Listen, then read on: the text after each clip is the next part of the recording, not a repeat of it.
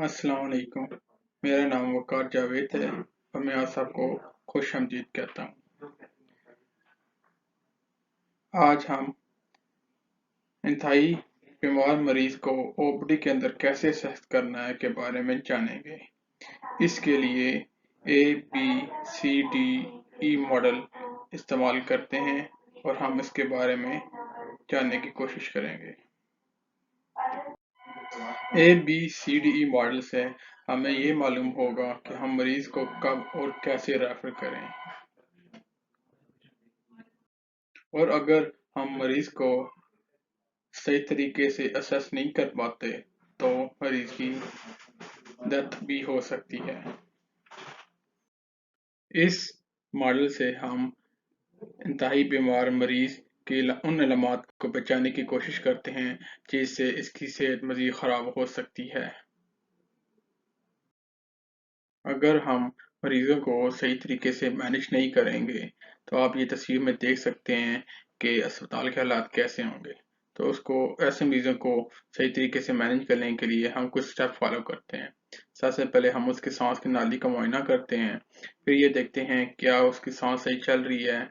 हम ये देखते हैं कि मरीज के खून का बहाव ठीक है, उसको ऑक्सीजन की ज़रूरत तो नहीं है, और आखिर में हम ऐसे मरीजों को मॉनिटर करते हैं कि मरीज बेहतर हो रहा है कि नहीं। तो इन सब के लिए हमें कुछ बेसिक एग्जामिनेशन स्किल इस्तेमाल करने की ज़रूरत है। सबसे पहले एयरवे सांस की नाली का मुआयना करना, दूसरे में सांस को देखना कि मरीज सांस ले रहा है, उसके लिए look, listen and feel method को अप्लाई करना। उसके बाद सर्कुलेशन यानी खून का बहाव देखना कि उसका ब्लड प्रेशर, उसके दिल की धड़कन कैसी है। डिसेबिलिटी यानी माजूरी, किसी किस्म की कोई माजूरी तो नहीं है, एग्जामिनेशन हम देखते हैं। अब ये चीज़ सबसे अहम है कि हमें हर स्टेप को फॉलो करना है। जब तक एक स्टेप कंप्लीट नहीं होगा हम नेक्स्ट स्टेप पे नहीं जाएंगे। सबसे पहला जो स्टेप है वो है सांस की नाली का मुआयना करना। अब ये है कि हम ये देखेंगे कि सांस की नाली मुकम्मल तौर पर बंद है या थोड़ी बंद है। इसके बारे में जानने के लिए क्या सांस की नाली बंद है या खुली हुई है, तो उसके लिए सबसे पहला तरीका ये है कि हम उसकी हथौड़ी को उठाएंगे और सर को मोड़ेंगे। अगर ये मरीज हिस्ट्री ऑफ फॉल यानी गिरने के साथ आया है तो हम उसकी हेड को भी स्टेबलाइज करेंगे। इसके अलावा सांस की नाली जो बंद है उसको खोलने के लिए हम सक्शन भी कर सकते हैं। अगर ये सब तरीके हम नहीं कर सकते तो हमें हेल्प की ज़रूरत है, तो हम हेल्प के लिए कॉल करेंगे। अब हमें मरीज की सांस के हवाले से कुछ मालूमात दरकार होंगी, उसके हवाले से चंद सवालात के बारे में जानना बहुत ज़रूरी है। सबसे पहले, क्या मरीज के सांस की नाली खुली हुई नहीं है? क्या मरीज बातचीत नहीं कर सकता? क्या मरीज बेहोश है? क्या मरीज सांस की नाली की हिफाजत की ज़रूरत है?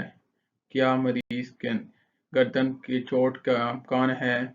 क्या हम सांस की नाली के अंदर से रुकावट दूर नहीं कर सकते? अगर इन सब सवालों का जवाब यस है तो हाँ है, तो हम हेल्प के लिए कॉल करेंगे।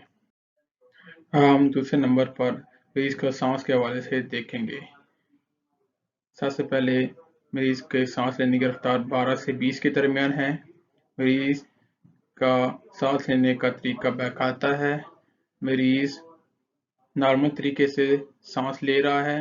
मरीज की चेस्ट जो है वो सिमेट्रिकल है, यानी उसका सांस लेने का तरीका एक जैसा है। मरीज की चेस्ट का कलर पिंक है और ऑक्सीजन सैचुरेशन 90 से ज़्यादा है। अगर इन सब चीज़ों में कोई चीज़ एबनॉर्मल होगी तो हमें हेल्प की ज़रूरत होगी। अगर मरीज सही तरीके से सांस नहीं ले रहा तो उसको ऑक्सीजन की ज़रूरत होगी। अब हम ऑक्सीजन 4 डिवाइसेस से देंगे। सबसे पहले है नेजल कैनुला। इसमें यह है कि 1 से लेकर 6 लीटर तक ऑक्सीजन हम दे सकते हैं, जो और द एवरेज 24 से लेकर 44% ऑक्सीजन देता है।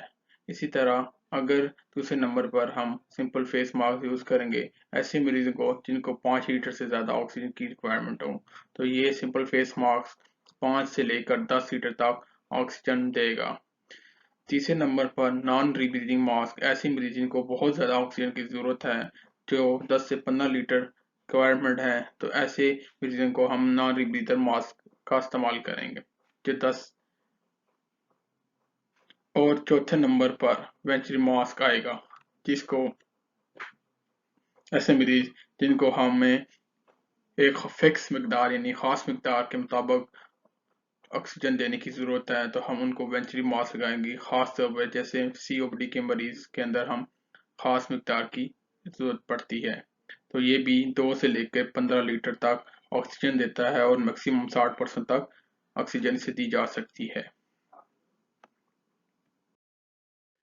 ऑक्सीजन क्यों ज़रूरी है? तमाम मरीज जो हमारे पास बहाली सेहत के लिए आएंगे, उनको किसी हद तक ऑक्सीजन की ज़रूरत पड़ेगी। अब हमें ये मालूम कैसे होगा कि कितनी ऑक्सीजन हमें देनी है? तो उसमें यह है कि हमारा जो टारगेट है ऑक्सीजन सैचुरेशन का, वो हमारा 85 से ऊपर होना चाहिए।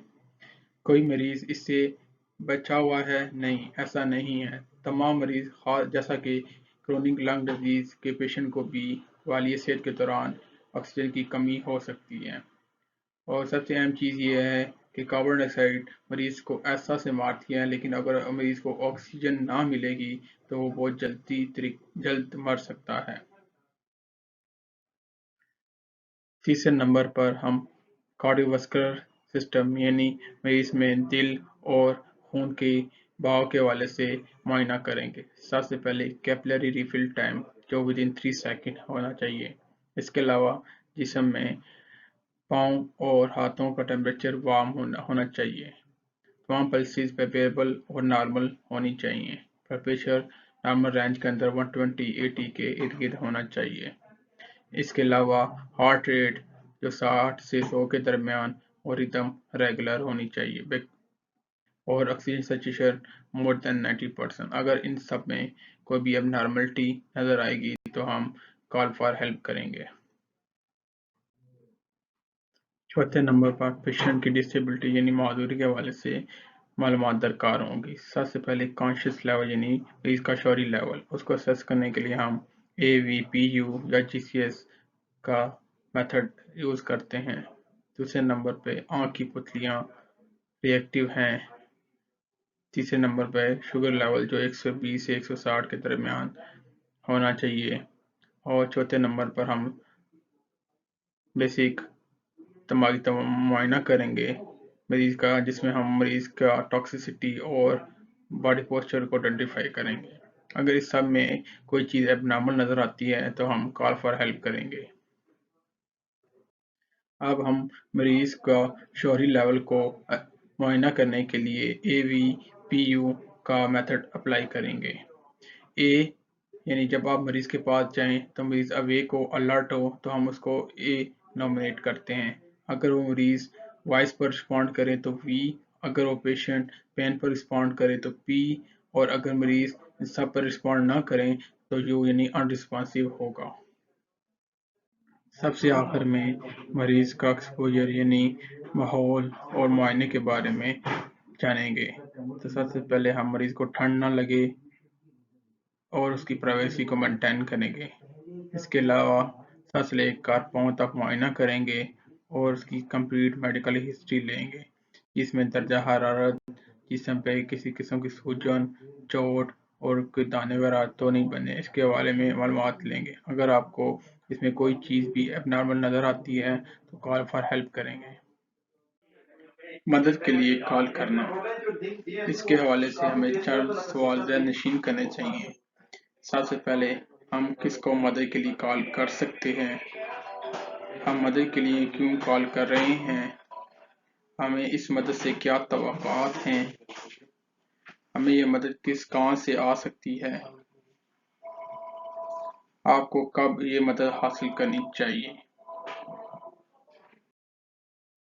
इस तमाम प्रेजेंटेशन का खुलासा ये है कि हम एयरवे यानी कि एयरवे में कोई ब्लॉकेज है, कोई नेक इंजरी है तो वो देखेंगे।